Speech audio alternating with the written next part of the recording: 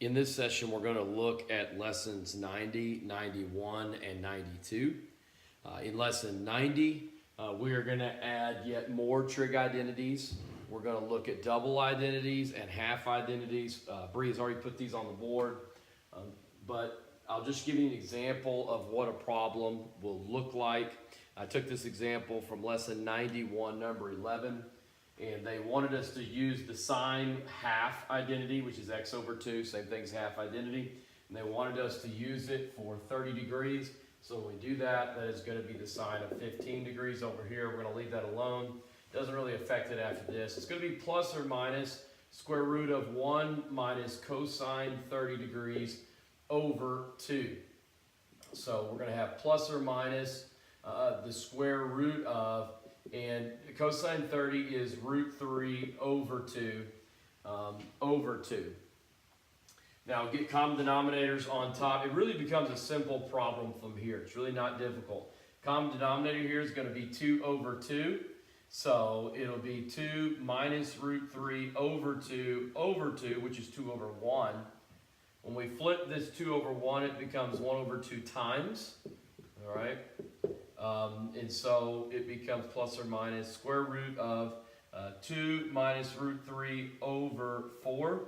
Now, these are individualized out, so it's square root of 2 minus root 3 over root 4.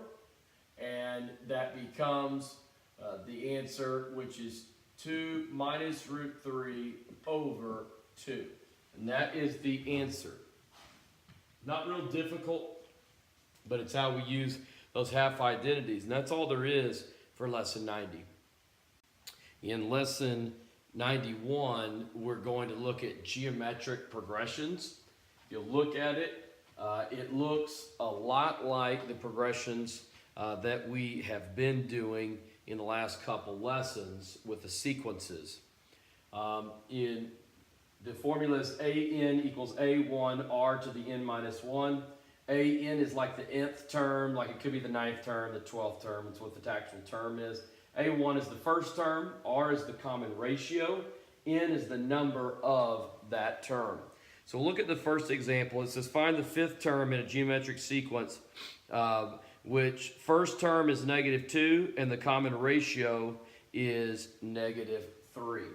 So the first term is -2. The common ratio is -3, and it's to the n minus 1 power. Now they wanted us to find the 5th term, so we're going to be finding A5.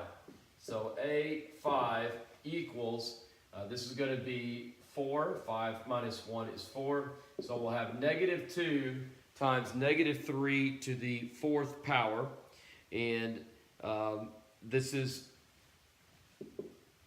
going to end up being -162 as you put all of these numbers in your calculator. The next example, it says find 3 geometric means between 4 and 64. So this means our first term is 4, our 5th term is 64, and they want you to find the 3 numbers in between there. We will use our formula. And we know that the 5th number, A5, so we could look at the formula like this. A5 equals A1 R to the N minus 1, and the N will be a 5 there. We don't know the common ratio, but we do know that the first one is 4. We know that A5 is 64, and we know that this is going to be R4. So divide both sides by 4. Whenever you divide both sides by 4, you get 16 equals R4. Take the 4th root of both sides. You get that R is 2.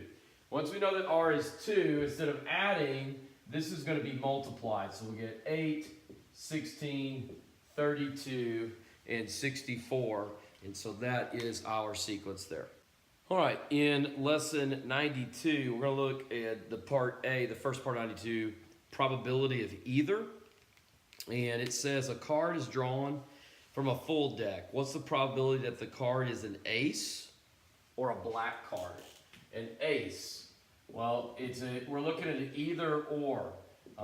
It's not like you took it out and didn't replace it. And then black cards would be spades and clubs, so it would be 26 divided by 52.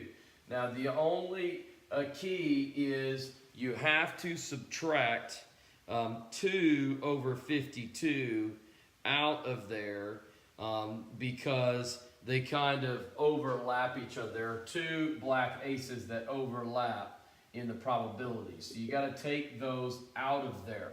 So this will be 4 plus 26, which is 30, minus 2, which is going to be 28 over 52, 14 over 26 reduced, which is 7 over 13 would be our probability of these. So that's how you do the first part of lesson 92. Don't forget to subtract out that right there.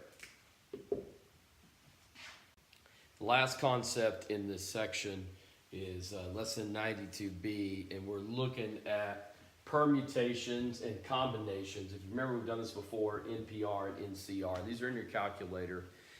These have been actually very easy problems for you. We're going to develop this a little bit where we're going to have a little bigger formulas for both of them.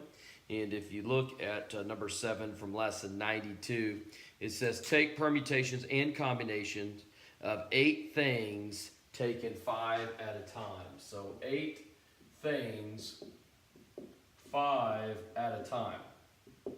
Which number of things are at a time? So the bigger number will go on the left, smaller number will go on the right. And this is significant here when you have 8p5 because you can plug in 8 for n all over 8 minus 5 exclamation. Put that in your calculator and that will give us the answer there for that one. And what you'll end up with is 6,720.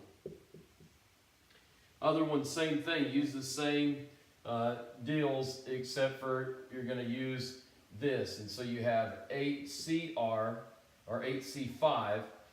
So 8 is your exclamation up top. You'll have a 5 exclamation here and an 8 minus 5 exclamation. Once again, all you got to do is put that in your calculator. Whenever you do that, you get 56 for your answer. These are not difficult. These are just formulas that you need to put down on your formula page. That is it for lessons 90, 91, and 92.